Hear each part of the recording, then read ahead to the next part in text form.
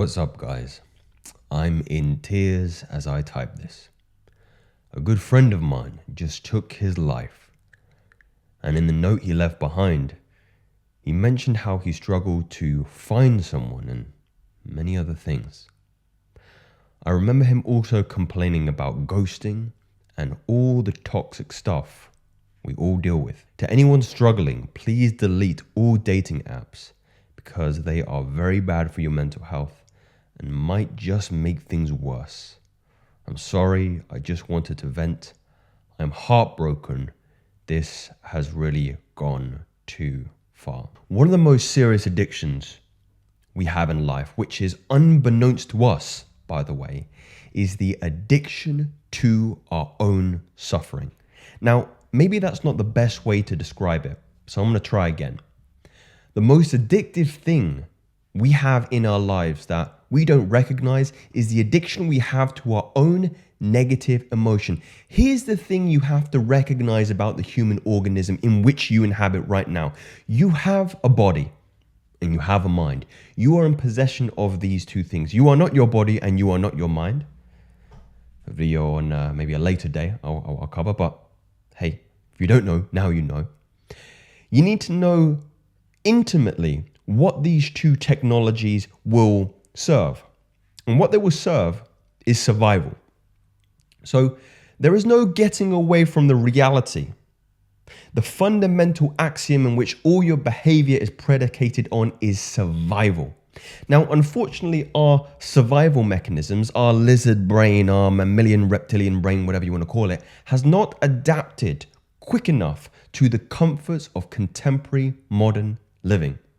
If you're watching this video, most things are comfortable in your life. Most things. You probably don't need to worry about when your next meal is going to come from or being mauled by a tiger on the way home from work.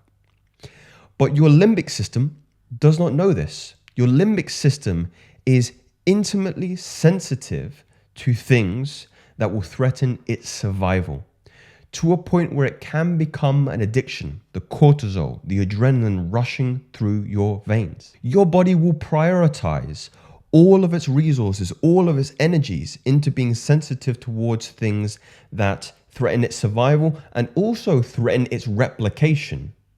So the ability for you to procreate and make another small mini version of you. Now, going back to the premise of this video is that we have to recognize this sensitivity to the point where we have to become mindful enough to be aware that the content that we consume on a daily basis and the things that we do on a daily basis may be an exploitation of this very system. I want you to meditate on this particular concept. Most of the information that you consume on a daily basis is either irrelevant, makes you unhappy, makes you angry, makes you reactive, and is a distraction from your health and well-being. I often find myself, if I'm not mindful or conscious enough throughout the day, falling prey to content that it makes me emotionally compromised.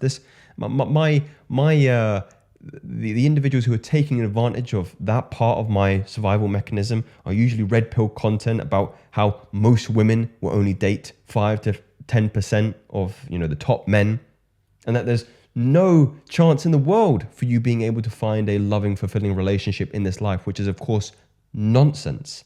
And unfortunately, some people, in this case here, fall prey to the idea.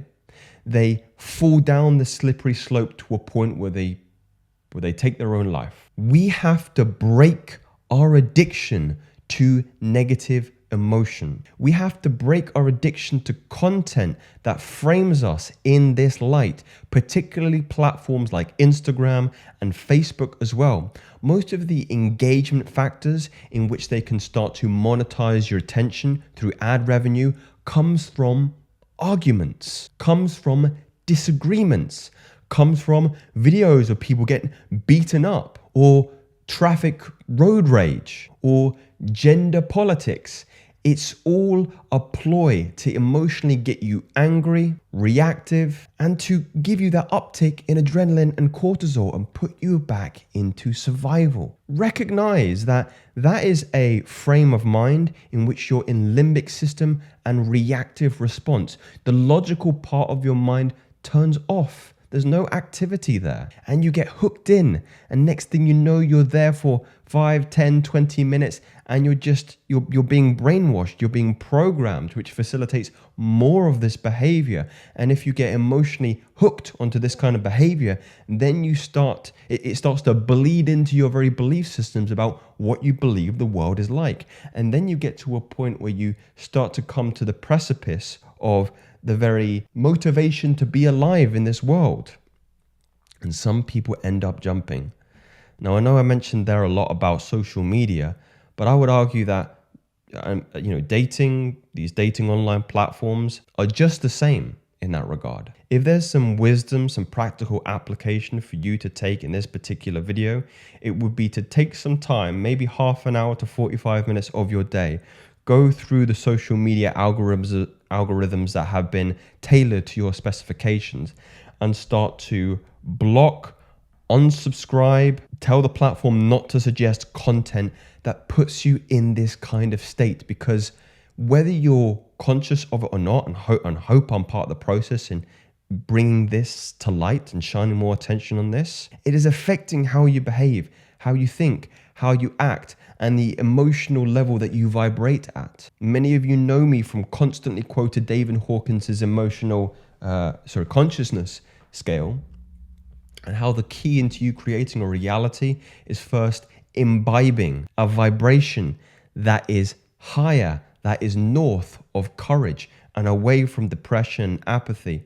Because individuals are getting to this point where the emotion has become so dense and so dark that they see no other way out apart from relieving themselves from the existence of their body. I wonder if there's some conducive comments here. Very sorry for your loss. Honestly, this is why I hate how these dating apps are not trying to make it easier for people to find someone, rather than making it harder just for profit. It's very sad to take advantage of lonely people. That's what they're doing.